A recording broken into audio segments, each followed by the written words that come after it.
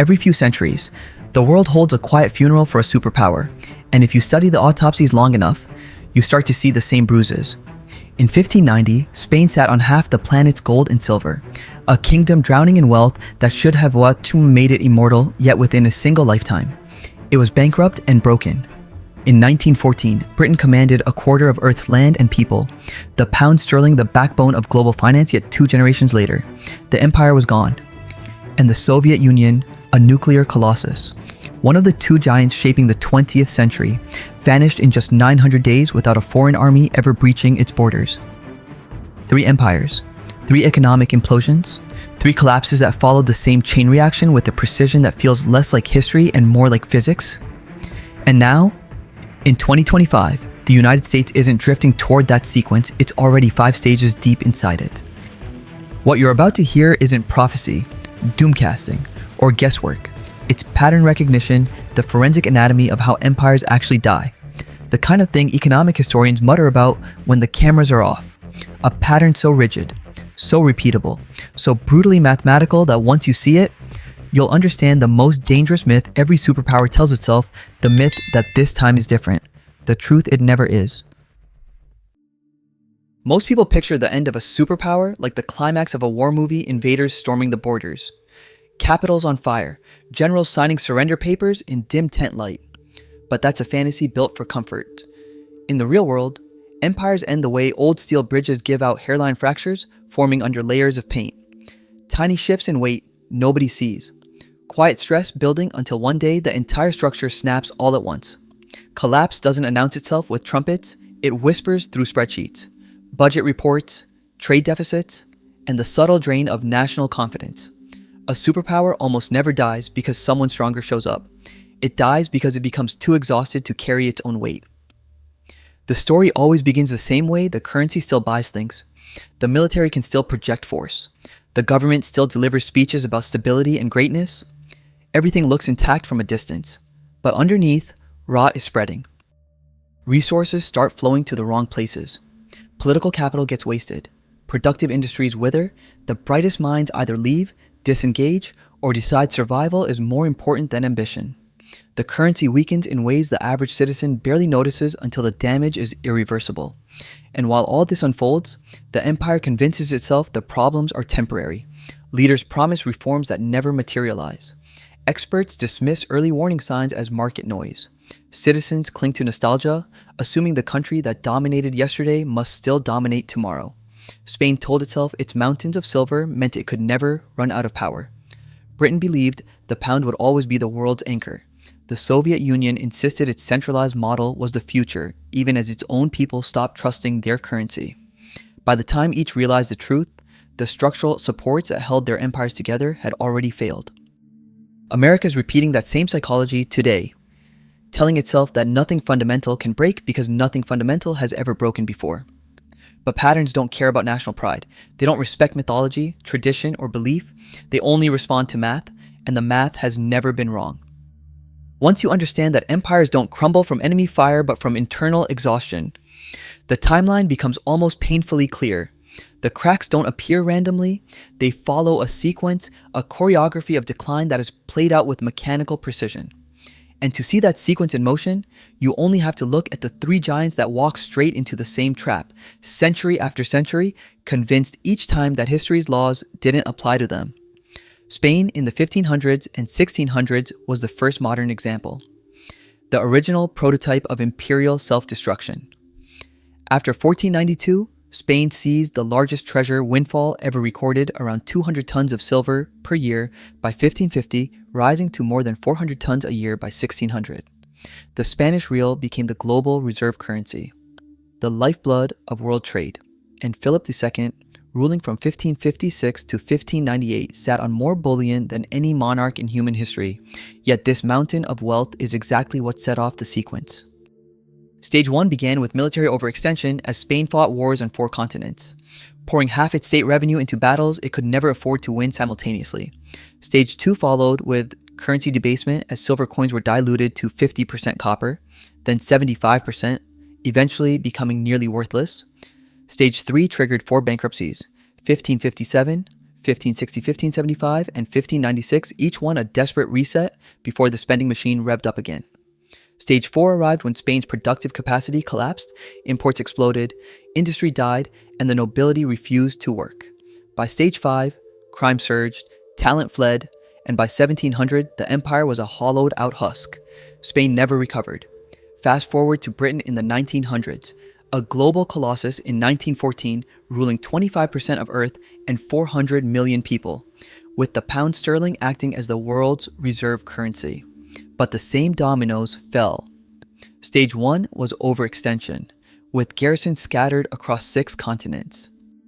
Stage 2 came when World War I drained Britain's gold, and the 1925 return to the pre-war gold standard overvalued the pound, killing exports and driving unemployment up.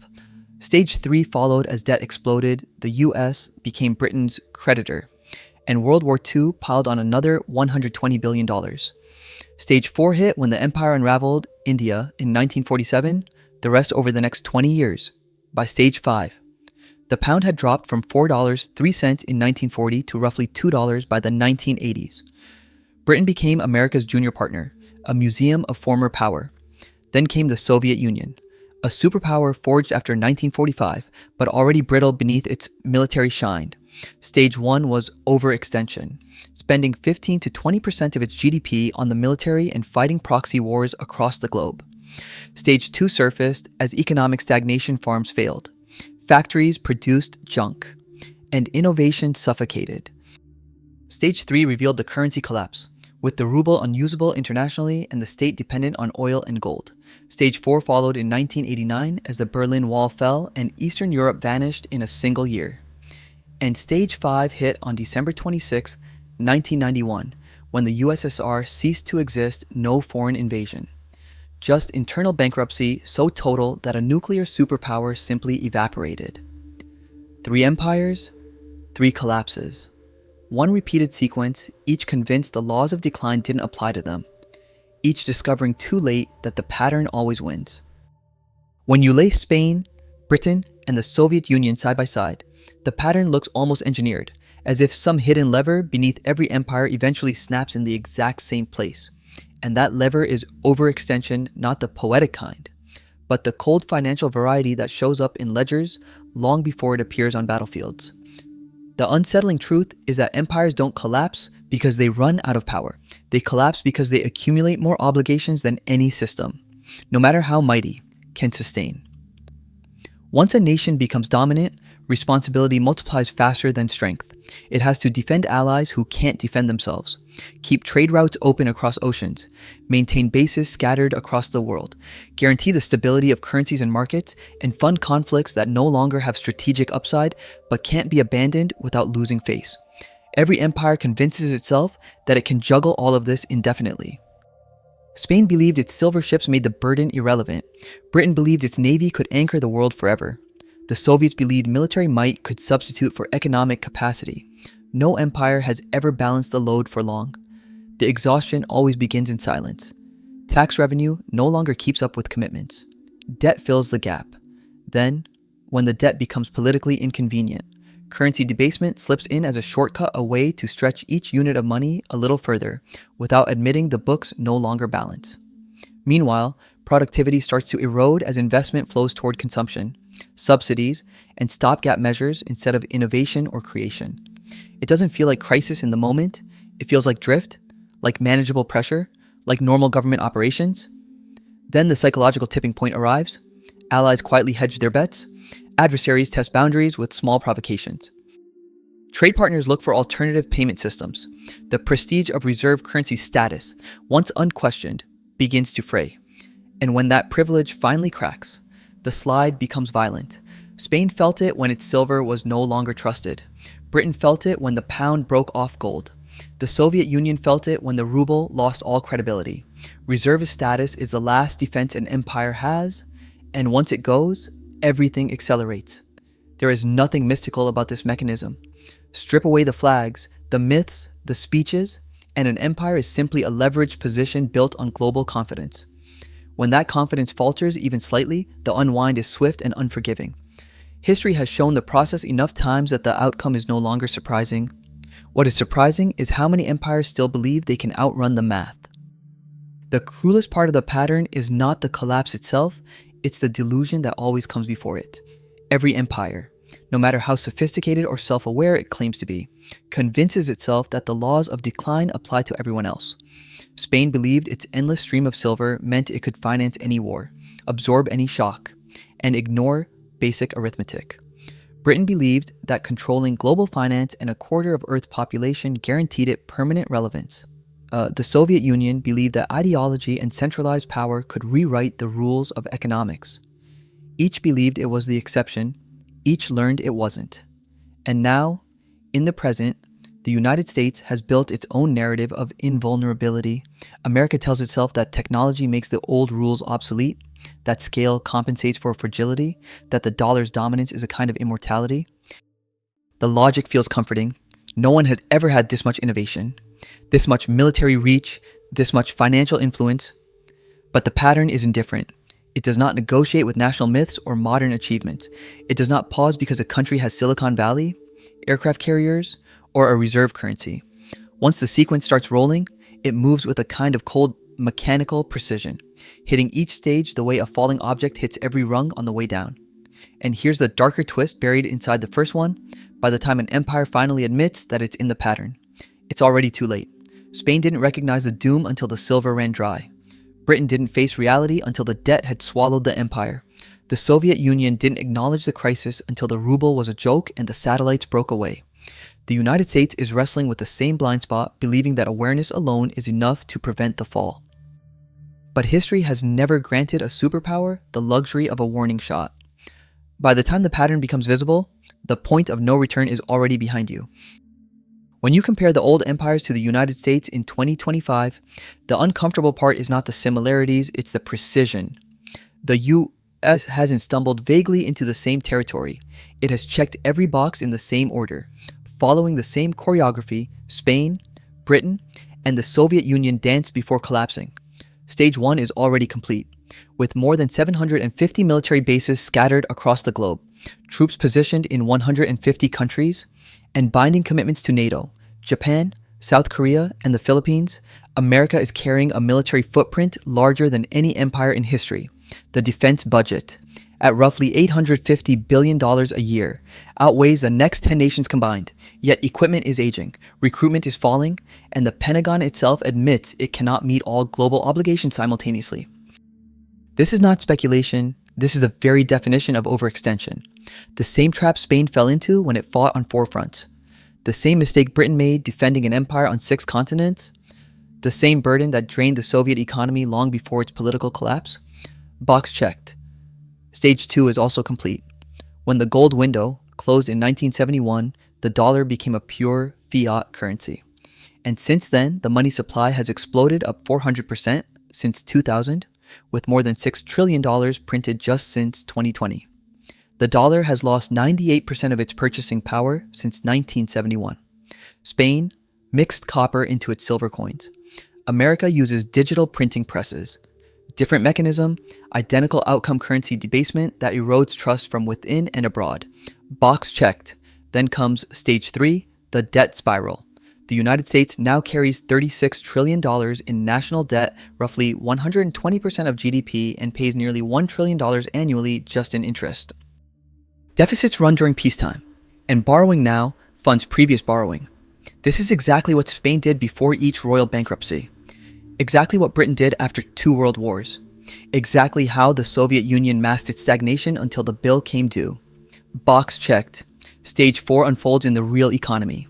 America still designs, still finances, still consumes, but it barely produces. Manufacturing has been hollowed out by decades of offshoring. The nation depends heavily on China, Mexico, and Vietnam for industrial output and runs an $800 billion annual trade deficit. Even critical goods medicine, steel, electronics, and components used in military hardware are imported. Spain did the same thing when silver poured in. It outsourced production and became dependent on imports. The United States is repeating it with dollars instead of bullion. Box checked. And now stage 5 social decay. Trust in institutions has collapsed to historic lows. Crime is rising. Homelessness is exploding across major cities. More than 100,000 Americans die from drug overdoses every year. Fertility rates are at the lowest level in American history. Talent isn't just leaving the country, it's disengaging internally, retreating from public life, from innovation, from community. Political gridlock is total. Nothing gets built, nothing gets fixed, nothing gets agreed upon. Britain saw this as its empire slipped away. Spain felt it as crime soared and its best minds fled. The Soviet Union drowned in it during its final years. And the United States is already here. Box checked. By the time an empire reaches stage 5, history becomes less of a mystery and more of a countdown. Spain stood at this point before its collapse accelerated into bankruptcies, territorial losses, and terminal stagnation. Britain hit stage 5 before its empire unraveled, before the pound slipped from global supremacy, before it accepted a permanent role as America's junior partner. The Soviet Union reached stage 5 just before the entire state dissolved in a mere 900 days. A collapse so sudden that intelligence agencies around the world didn't believe their own reports until the map changed overnight. And now, according to the same blueprint that guided all 3 declines, the United States is standing on that exact same ledge. Stages 1 through 5 are already behind it. Stage 6 and 7 haven't arrived in full, but the outline is visible like a storm seen miles away but moving in your direction with every passing month. Stage 6, the loss of reserve currency status, is the first tremor. It never begins with headlines, it begins with subtle shifts. BRICS nations constructing alternatives, central banks quietly hoarding gold, China and Russia settling trade in yuan and rubles, Saudi Arabia accepting yuan for oil, longtime allies slowly diversifying out of dollars as a precaution. Not a rebellion. This is the early phase, gradual, cautious, deniable. And then, as the pattern shows, gradual will become sudden. Spain experienced it when merchants refused debased silver. Britain felt it when the world stopped treating the pound as untouchable. The USSR is now watching the first cracks spread across the foundation it once assumed was unbreakable. Stage 7 is the final stage, and history is clear about its tempo. Collapse is never a gentle decline. It's a chain reaction triggered the moment confidence breaks. A currency crisis sets off a debt crisis. The debt crisis ignites a political crisis, and the system buckles under the combined weight. The USSR unraveled in 900 days. Britain took roughly 20 years. Spain took about a century. Different speeds, same sequence, same destination. The United States is further along this trajectory than most citizens and many leaders care to admit. At this point, the pattern is no longer a warning. It's a diagnosis, and history has already written the final stages for any empire that reaches this threshold. When a superpower reaches this point, when stage 5 is already behind it and the outline of stage 6 is forming on the horizon, the conversation stops being about geopolitics and starts being about inevitability. Empires don't collapse because an external enemy finally strikes a decisive blow.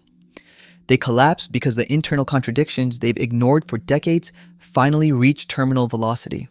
The pressure that once seemed manageable becomes impossible to contain, and the system tears itself apart from the inside. Yet every empire, without exception, tells the same reassuring story on the way down.